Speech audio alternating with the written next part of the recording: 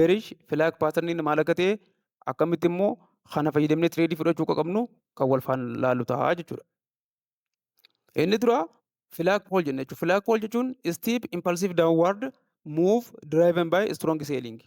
Pricing kun akka kanatti fakkeenyaaf naannoo kanarraa ka'ee haala kanaan impulsive move agarsiisuudhaan gara gadiitti gaafanni akkana gad deemu deemsa kana gad deema kanaan flag pole jennee lafa kaa'uu dandeenya jechuudha. San booda filaagiitu uumamaa jechuudha. Filaagiin immoo short consolidation phase usually sloping upward or sideway. San booda pricing akka kana gad dhufee booda consolidation kana uumuudhaan gara oliitti ol garagalee amala filaagii uume jechuudha. Filaagiin tun egaa filaagii gaggaragaltee amma filaagii kan nuti beeknu akkanatti ol deemeeti bifa kanaan akkana gaggaraгаlee uumamaa miti filaagii nuti beeknu. Ishiin tun immoo daawanii waan taateef akkana gad deemeeti xiqqishoo bifa kanaan akkana ta'ee akkanatti filaagii uumaa jechuudha. San booda piraayisiin asirratti bireek aawutii agarsiifnaan gad deema anticipation jiru akka nuti fudhannu taasisaa jechuudha. Kanaaf filaag pooliin impulsive move irraan gadi deemu kanaan filaag pool jenna. Filaagiin immoo consolidation phase isa ta'u sideways isa ta'u yeroo piraayisiin jidduu kanatti haara galfatu yookaan immoo haara fudhatu isa kanaatiin filaag jenna jechuudha. San booda maal eeyina jechuudha bireek aawutii eeyina jechuudha. Fakkeenyaaf bireek aawutiin eeyina bireek aawutiin eessatti eeyina egaa filaag irratti eeyina jechuudha. Fakkeenyaaf piraayisiin akkanatti filaag pooliin gad dhufee naannoo kanarratti eegaa haara galfatee booda kaandiliin as keessaatii bireek godhee gara gadiitti boodiidhaan boodii kaandiliitiin ni cufama taanaan bakka kanaan bireek aawut jennee yaamuu danda'u qabna jechuudha. Maaliif bireek aawut jennee piraayisiin sarara filaagii lamaan kana jidduutti yeroo dheeraadhaaf konsolideet godhaa tureeti. San booda seeleroonni dhufuudhaan piraayisiin utaalee asirratti gabbahee sarara kanaa gaditti boodiidhaan cufamee jechuudha. Gaafanni boodiitiin sarara kanaa gaditti cufamu bakka kanaatiin bireek aawut jennaa jechuudha. San booda immoo bireek aawutiin kun dhugaa ta'uudhaa fi feek aawutii ta'uu dhabuudhaan yookaan immoo bireek aawutii kijibaa ta'uu dhabuu inni ittiin beeknu voolimiidhaan laallaa jechuudha. Yeroo piraayisiin asirraa utaalee gabbu'u voolimiin akka carraa ta'e ol ka'a taanaan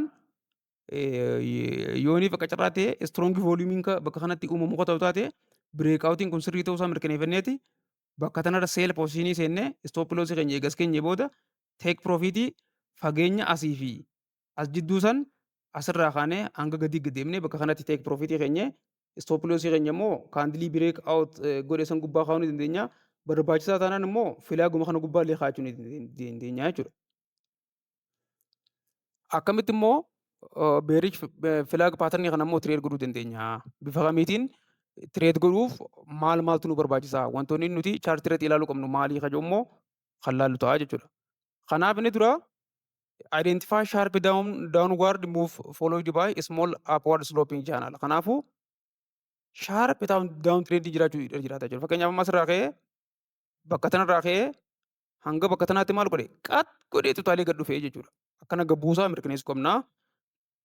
San booda small katee fi sloping channel uumuu ilaaluu hin ta'u jechuudha. Fakkeenyaaf smoolidha miti bakka akka kanaatti guddina hin qabu kaandiloonni xixiqqaataniiti bifa kanaatiin filaagiin uuman jechuudha. Kanaaf irraan gadii kanaan maal jechuu dandeenya bakka tanaan amma maaliin lakkoofsa tokko kun maali filaag pooliidha jechuudha. San booda haala kanaan konsolideet godhuudhaan filaagii uumuusaa mirkaneeffachuu danda'u qabna jechuudha. San booda immoo maal konfirmii goona bireek aawutii. Bireek aawutiin kun fakkeenyaaf kaandilii kana keessaatii asii dhufee gara gadiitti boodiitiin kiloos godhuusaa mirkaneeffachuu danda'u qabna jechuudha.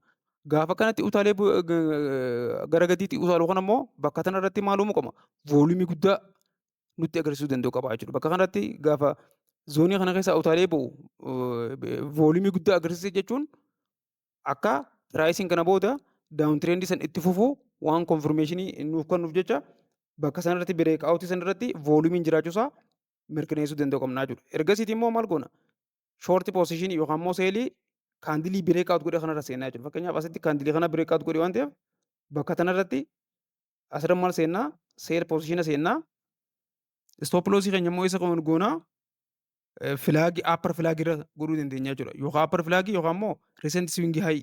Appar filaag jechuun isiin tun loowar filaagiidha. Bakki tun appar filaagiidha. Bakka kana stoop loosii kaa'uu dandeenya. Teek piroofiitii immoo fageenya asirraa ka'ee hanga bakka tanaa kanaa fudhannee naannoo kanarratti teek piroofiitiif kaa'uu dandeenya jechuudha. Kana jechuun bakka tanatti seel seennee stoop loosii keenya teek piroofiitii keenya naannoo kana keenyee bifa kanaatiin tireedii fudhachuu dandeenya jechuudha. Kanaaf maaltu argatu godhuu dandeenya? Fageenya filaag poolii kana. Filaag poolii lakkoofsa takka asirraa ka'eeti hanga asitti deemee miti. Hanga kana bakka nuti seeliitti seenirraa kaanee hanga gadiitti gad lakkaa'uudhaan teek piroofitii keenya kan duraa asirra godhannee istoop loosii immoo filaagii san gara oliitiin yookaan immoo iswiingii haayii naannoo kana jiru irratti kaa'uu ni dandeenya jechuudha. Kana hin taane taanaan immoo riskii riwaardi reeshoo keenya takkaa gara lamaatiin fudhachuun tireedii keenya bifa kanaan haandil godhuu ni dandeenya jechuudha. Fakkeenya yoo fudhannee ilaallu ta'eef ammoo fakkeenyaaf piraayisiin asitti maal godhee gaddeemaa dhufeeti asirratti maal uume egaa filaag waan nuuf uume naannoo kanatti immoo maal godhe koonsolideet uumeeti filaag poolii kanarraati naannoo kanatti maal nu uume filaagii uume jechuudha. Ergasiiti piraayisiin maal godhe voolumii duraan akka bifa kanaan xiqqaachaa dhufe kana dhiiseeti piraayisiin gaafa dhufee asirratti boodii kanaan bireek aawut godhu voolumii ol ka'uu kana agarsiisee jechuudha. Kana voolumiin akkamitti ol ka'uun kun maal agarsiisaa?